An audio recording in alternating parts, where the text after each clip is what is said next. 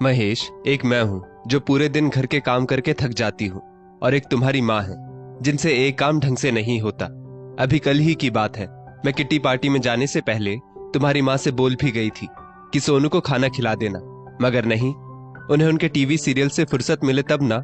मैं जब kitty party से वापस आई तो मैंने देखा सोनू तब तक भूखा था, इसलिए मुझे देखते ही खाना मांगने लगा। तुम्हारी माँ से तो ठीक से सोनू का ध्यान भी नहीं रखा जाता, झुंझलाते हुए बोली काव्या। महेश ने तुरंत अपनी माँ सावित्री जी को आवाज लगाई। सावित्री जी महेश की आवाज सुनते ही रसोई से बाहर आई। महेश बोला, माँ, ये मैं क्या सुन रहा हूँ? कल आपने सोनू को खाना नहीं खिलाया। काव्या सोनू को आपके भरोसे छोड़कर इसलिए जाती है ताकि आप सोनू का अच्छे से ध्यान रखें। सावित्री जी बोली, बेटा, जब काव्या लौटी तब सोनू को खाना खाए 2 घंटे बीत चुके थे, इसलिए सोनू को फिर से भूख लग गई होगी। मैंने सोनू को भरपेट खाना खिलाया था, मगर बच्चों को तो खेल कूद कर वापस भूख लग जाती है, तुम तो जानते ही हो। इसलिए काव्या को देखते ही वो वापस खाना मांगने लगा। काव्या बोली, मम्मी जी, रसोई से ये खुशबू क्यों आ रही है? क्या बना रही हैं आप रसोई में? सावित्री जी खुशी से बोली, बेटा, आज महेश की पसंद का आटे का हलवा बनाया है मैंने। पति मनोहर जी के निधन के बाद सावित्री जी घर की काम वाली बाई बन के रह गई थी। मनोहर जी के राज में उन्हें कभी इतना काम नहीं करना पड़ा था जितना वे बुढ़ापे में कर रही थी। काम ना करती तो क्या करती, बेटा बहू घर की जिम्मेदारियां ठीक ढंग से निभाते कहां थे। उन दोनों को पार्टी करने से फुर्सत मिले तब तो वे घर देखेंगे। आए दिन अपने बेटे सोनू को छोड़कर काव्या भी घर से निकल जाती, और सावित्री जी दिन भर घर में चक्कर घिन्नी की तरह घूम घूम कर काम करती रहती। काव्या ने जैसे ही आटे के हलवे का नाम सुना, वो गुस्से में सावित्री जी से बोली, आपको कितनी बार कहा है महेश को ज्यादा घी तेल मसाले वाला खाना मत दिया करो। अब ये इतना भारी खाना नहीं खाते। पहले की बात और थी, मगर जब से मैं शादी करके आई हूँ मैं इनकी सेहत का खूब अच्छे से ध्यान रखती हूँ। अगर मैं इनकी सेहत का ध्यान ना रखूं तो आप ऐसा खाना खिला खिलाकर इन्हें मोटा ही कर देंगी, और शायद आपको कोई फर्क नहीं पड़ता, मगर हम जिस सोसाइटी में रहते हैं वहां लोग बहुत मेंटेन रहते हैं। यहाँ सबको अपनी सेहत का बहुत ध्यान है। कोई घी तेल वाला खाना नहीं खाता। मैं आपसे पहले भी कई दफा कह चुकी हूँ, मगर आपके कानों पर तो जूं ही नहीं रेंगती।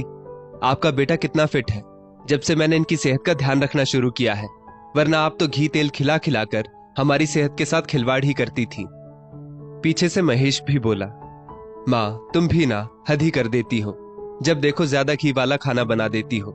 मैं और काव्या ज्यादातर डाइट कर रहे होते हैं, तुम्हें कितनी बार समझाना पड़ेगा। इस बार आखिरी बार कह रहा हूं माँ, बचपन की पसंद जिंदगी भर की पसंद बनी रहे ये जरूरी नहीं होता। धीरे धीरे पसंद बदल जाती है, इसलिए आप सिर्फ वही खाना बनाएं जो काव्या आपसे बनाने को कहती है। फालतू अपना दिमाग ना लगाएं। सावित्री जी कुछ नहीं बोली और वापस चुपचाप रसोई में काम करने चली गई। ये वही बेटा था जो रसोई में बन रहे आटे के हलवे की खुशबू से दौड़ा चला आता था और कहता था, माँ, सबसे पहले मुझे हलवा देना, कहीं हलवा खत्म ना हो जाए। तो सावित्री जी बड़े प्यार से कहती, हलवा खत्म हो भी गया तो तू क्यों फिक्र करता है, मैं और हलवा बना दूंगी। ये सुनकर महेश खुश हो जाता। हलवे से महेश का प्यार कभी छुपा नहीं था, इसलिए सावित्री जी हर महीने महेश के लिए हलवा बनाती, और महेश खूब चाव से खाता भी था। मगर शादी के बाद काव्या ने महेश पर बहुत सारी बंदिशें लगा दी थी। काव्या कहती, महेश, तुम्हारी तोंद बाहर निकल आई है, खाने में घी तेल मसाला मत खाया करो, और हाँ, तुम्हें मेंटेन भी तो रहना है, वरना सोसाइटी में क्या इज्जत रहेगी हमारी। देखो, मिस्टर शर्मा और उनकी पत्नी मिसेस शर्मा सारा खाना डाइट चार्ट के हिसाब से खाते हैं, हमें भी डॉक्टर से डाइट चार्ट तैयार करवा लेना चाहिए। और महेश ने भी दूसरे ही दिन डॉक्टर से परामर्श कर डाइट चार्ट लिखवा लिया। अब उन दोनों का सारा खाना डाइट चार्ट के हिसाब से होता था। अब तो साल में एक बार भी महेश हलवा नहीं खाता था, मगर आज सोनू के लिए सावित्री जी ने हलवा बनाया तो सोचा थोड़ा ज्यादा ही बना दे, ताकि थोड़ा महेश खा लेगा। वैसे भी इतना सा हलवा खा लेगा तो मोटा थोड़े ही हो जाएगा। सावित्री जी उनके पोते सोनू के लिए रोज कुछ ना कुछ वैरायटी वाला खाना बनाती, और सोनू को भी दादी के हाथों से बना खाना बहुत पसंद आता था। सोनू जब भी दादी से पूछता कि वो रोज इतना अच्छा अच्छा और इतना घी वाला खाना क्यों बनाती है, सावित्री जी मुस्कुराकर कहती, बेटा, हमारे जमाने में तो लोग कितना घी खाते थे, तभी तो इतने मजबूत रहते थे। शरीर में घी तो किसी ना किसी बहाने थोड़ा थोड़ा जाना ही चाहिए, तभी तो तंदुरुस्ती रहती है। इतना कहते ही उन्हें अभी थोड़े दिन पहले का वाकया याद आ गया। अभी कुछ रोज पहले ही तो महेश को चक्कर आ रहे थे। डाइट का खाना मजबूती थोड़े देता है, यही सोचकर सावित्री जी ने थोड़ा ज्यादा हलवा बना दिया था। मगर वे कहां जानती थी कि हलवे को लेकर उन्हें बहू बेटा इतना सब सुना देंगे। साल में एक दिन अगर महेश माँ के हाथ का हलवा थोड़ा चख लेता तो उसका क्या बिगड़ जाता। अब ऐसे ही दिन निकालने हैं, सोचकर उनकी आंखें भर आईं। मनोहर जी के निधन के बाद बिल्कुल अकेली पड़ गई थी सावित्री जी। घर में बेटा बहू सिर्फ नाम मात्र के थे, कोई सीधे मुंह बात तक नहीं करता था सावित्री जी से। काव्या को सावित्री जी फूटी आंख न सुहाती।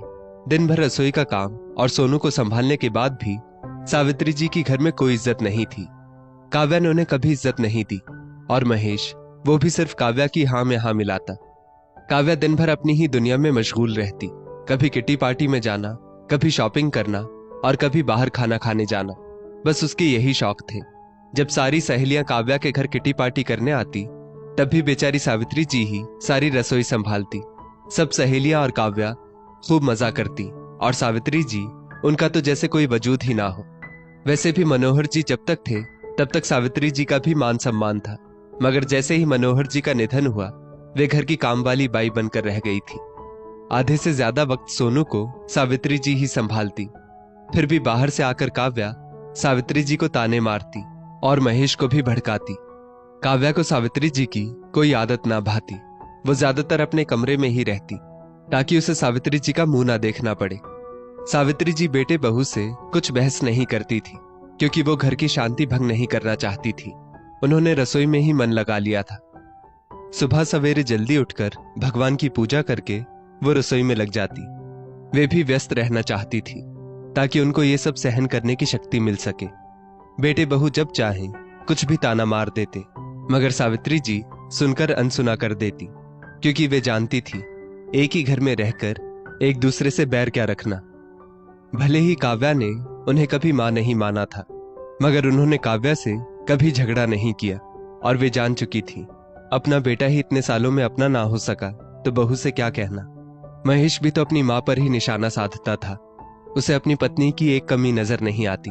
दिन भर मां कितना काम करती है ये ना बेटे को दिखता ना बहू को। सावित्री जी सभी के लिए चाय बना रही थी तो शक्कर खत्म होने को था। वे काव्या से बोली, बहू शक्कर मंगवा देना, खत्म होने वाला है। ये सुनते ही काव्या फिर से गुस्से में बोली, क्या इतनी जल्दी शक्कर खत्म होने वाला है? अभी पिछले महीने ही तो मंगवाया था। आप तो हमको तेल घी और शक्कर खिला खिलाकर मार ही डालोगी। और वो महेश महेश बोलकर आवाज लगाने लगी। महेश के आते ही काव्या बोली, महेश आपकी माँ के हाथों से सामान बहुत वेस्ट होता है, कभी घी खत्म तो कभी शक्कर खत्म। पता नहीं कैसे सामान इतनी जल्दी खत्म कर देती है। घर में हम 3 लोग तो हैं सिर्फ। सोनू तो अभी छोटा है, मगर आए दिन इनका रोना लगा ही रहता है कि रसोई में ये खत्म हो गया वो खत्म हो गया। महेश बोला, माँ तुमसे कितनी बार कहा है हम लोगों के खाने में कम शक्कर और कम तेल घी डाला करो, मगर जिस तरह से सामान जल्दी जल्दी खत्म हो रहा है उस तरह से तो एक ही बात समझ में आ रही है कि आप खाने में ज्यादा सामान का प्रयोग कर रही है। सावित्री जी बोली, बेटा अगर खाने में तेल घी मसाला होता तो तुम दोनों क्या मुझे दूसरी बार रसोई में खाना बनाने देते? सावित्री जी की आंखों में आंसू आ गए। वो रोते रोते सोचने लगी, जो खाना बनाता है वही जानता है कि सामान कैसे खत्म होता है। काव्या तो कभी रसोई में आती ही नहीं थी तो उसे कैसे पता चलता कि सामान कैसे खत्म होता है। और सावित्री जी तो बेचारी कम तेल मसाले का ही खाना बनाती थी क्योंकि उन्हें बेटे बहू की डांट थोड़ी सुननी थी। खाने की शौकीन सावित्री जी ने तो बरसों पहले स्वादिष्ट खाना खाया था और एक जमाना हो गया था ऐसा स्वादिष्ट खाना खाए। मनोहर जी जब जिंदा थे तरह तरह के पकवान बनवाते, कभी चाट, कभी पकौड़ी, कभी रसमलाई तो कभी गाजर का हलवा, और सावित्री जी को भी बड़े चाव से खिलाते। जब सावित्री जी कहती, आप मुझे क्यों जिद करके ये सब खिलाते हो, तब मनोहर जी बड़े प्यार से कहते, सावित्री मेरे साथ खा लो, बाद में पता नहीं बहू तुम्हें ये सब खाने का मौका दे ना दे। सावित्री जी को वो पल याद आ गए क्योंकि अब बस बेटे बहू की पसंद का ही तो खाना बनता था और उसमें भी 100 खोट निकाल दिए जाते थे। सावित्री जी खुद भी वो डाइट वाला खाना ही खा लेती थी क्योंकि काव्या को तो वैसे भी यही लगता कि सब सामान इतनी जल्दी कैसे खत्म हो जाता है, और उस पर कहीं सावित्री जी ने अपने लिए अलग से खाना बना लिया तो काव्या यही कहेगी कि इन्हें बहुत आदत है तेल घी खाने की। यही सोचकर बेचारी सावित्री जी अपने लिए अलग खाना नहीं बनाती थी। काव्या बोली, महेश, अब मुझसे इस बुढ़िया की आदतें और बर्दाश्त नहीं होती। ये तो हमें ज्यादा मसाले खिला खिलाकर मार ही डालेंगी। मैं तो कहती हूँ इनका कहीं और इंतजाम कर दो। वैसे भी ये घर में करती ही क्या है, एक खाना ही तो बनाती है। इनके बिना भी खाना बन जाएगा। हम एक कुक रख लेंगे। कुक तो स्वादिष्ट खाना बनाते हैं और हमें इनके बोरिंग खाने से भी आजादी मिल जाएगी।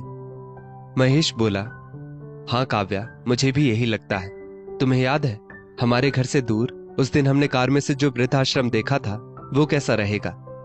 काव्या बोली, आपने तो मेरे मुंह की बात छीन ली। वहां का नंबर गूगल से निकालकर इनका फॉर्म भर देते हैं। वैसे भी ये जितनी जल्दी जाएंगी उतनी जल्दी घर में सुकून होगा। सावित्री जी ने रसोई से जब ये सब सुना तो उन्हें तो अपने कानों पर विश्वास ही नहीं हुआ। बहू तो बहू, बेटा भी मुझे यहां से भेजना चाहता है। उनके रोंगटे खड़े हो गए। एक पल के लिए वो सहम गई कि वे अब क्या करेंगी। क्या बचे हुए दिन वृद्धाश्रम में निकालेंगी? जिस घर में पहली बार मनोहर जी के साथ कदम रखा था, जो घर प्यार से मनोहर जी ने खरीदा था, उस घर से उन्हें हमेशा के लिए जाना पड़ेगा। जिस घर को संवारने सजाने में उन्होंने बरसों लगा दिए थे, जिस घर में उनके साथ मनोहर जी की यादें जुड़ी हुई है, यहाँ की हर चीज उन्हें मनोहर जी का साथ महसूस करवाती है। वो घर वे छोड़कर कैसे जाएंगी? वे मनोहर जी की यादों के आशियाने को छोड़कर कैसे रह पाएंगी? सावित्री जी मनोहर जी की तस्वीर को एकटक देखकर रोने लगी। उन्हें अतीत की बातें याद आ गई, जब मनोहर जी ने बहुत प्यार से एक घर खरीदा था। बड़े खुश थे दोनों पति पत्नी कि खुद का एक घर हो गया। किराए के मकान में वैसे भी बहुत साल निकाले थे दोनों ने। तब कहीं जाकर खुद के घर में आई थी सावित्री जी। महेश 5 साल का रहा होगा तब। मनोहर जी ने घर सावित्री जी के नाम पर खरीदा था। सावित्री जी बोली, आपने ऐसा क्यों किया? घर हमारे बेटे के नाम पर लेते, मेरे नाम पर क्यों लिया? तब मनोहर जी बोले, कल को मैं रहूं ना रहूं सावित्री, क्या पता। और बेटा बहू अगर तुम्हें रखने से मना कर देंगे तो तुम कहां जाओगी? तुम्हारा क्या होगा? सावित्री जी बोली, आप भी ना, ऐसा क्यों सोचते हो? क्या आपको अपने खून पर विश्वास नहीं है? मनोहर जी बोले, वक्त कब क्या रंग दिखाता है सावित्री, कोई नहीं जानता। इसलिए ये घर मैं तुम्हारे नाम पर ही लूंगा। सावित्री जी को जैसे ही सारी बातें याद आई, उनमें एक शक्ति आ गई, एक हिम्मत आ गई, जैसे मनोहर जी कह रहे हो, सावित्री, ये घर तुम्हारा है, तुम्हें यहां से कोई नहीं निकाल सकता। ये दोनों होते कौन है? तुम्हें वृद्धाश्रम भेजने वाले। शाम को सावित्री जी ने सिर्फ अपनी चाय बनाई और बाहर बालकनी में बैठकर चाय पीने लगी। काव्या दोपहर की नींद के बाद जागी और रसोई में गई तो देखा कि उसकी और महेश की चाय बनी हुई नहीं है। वो तिलमिलाती हुई बाहर आकर बोली, मेरी चाय कहाँ है? आज आप अकेले अकेले ही चाय पी रही हैं। सावित्री जी बोली, बहू, अब से तुम्हारी और महेश की चाय तुम ही बनाओगी, और चाय ही क्या, खाना भी पूरा तुम ही बनाओगी। वैसे भी मेरे हाथों चाय पत्ती, शक्कर, तेल, घी, मसाला सब खत्म हो जाता है, तो तुम अपनी गृहस्थी खुद ही संभाल लो। काव्या बोली, हाँ माँ जी, वैसे भी आपके चले जाने के बाद ये गृहस्थी मुझे ही तो संभालनी है, तो अभी से ही सही। महेश भी सब सुन चुका था। वो बोला, माँ, हमने तुम्हारा फॉर्म एक वृद्धाश्रम में भर दिया है, तुम अपना सामान पैक कर लेना, कल ही हम तुम्हें वहां छोड़ आएंगे। ये रोज रोज के ड्रामे तो खत्म हो जाएंगे। सावित्री जी बोली, हाँ बेटा, सही कह रहे हो तुम, ये रोज रोज के ड्रामे खत्म करने का वक्त आ गया है। बस फर्क इतना है कि इस घर से मैं नहीं, तुम दोनों जाओगे। ये घर मेरे पति ने मेरे नाम पर लिया था, चाहो तो तुम कागजात देख सकते हो। इस घर पर पहला हक मेरा है, इसलिए कल ही अपना बोरिया बिस्तर बांधो और चले जाओ यहां से। महेश और काव्या सकते में आ गए।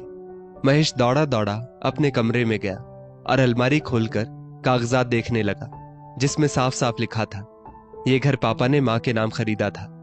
काव्या भी पीछे से आई और कागजात देखने लगी। दोनों पति पत्नी बाहर आकर सावित्री जी से माफी मांगने लगे। महेश अपने बेटे सोनू को माँ के हाथ में देकर बोला, माँ, तुम सोनू के साथ ऐसा नहीं कर सकती, कम से कम इसकी खातिर हमें घर से मत निकालो। सावित्री जी का मोम जैसा दिल आज पत्थर बन चुका था। वे बोली, आज तुम जो मेरे साथ करने वाले थे, मुझे वृद्धाश्रम भेजने वाले थे, कल को भगवान ना करे तुम्हारा बेटा भी तुम्हारे साथ वही करे महेश, तो मैं तुम लोगों को आजाद करती हूँ आज।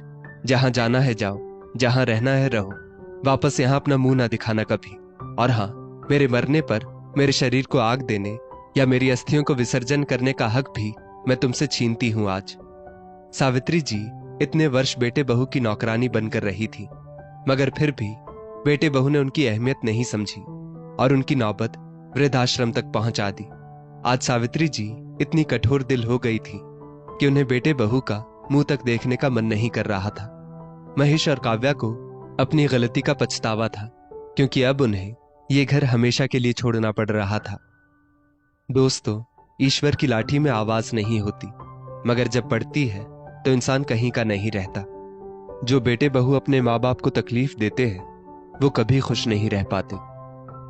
इस स्टोरी को लेकर आपकी क्या राय है, नीचे कमेंट करके जरूर बताइएगा।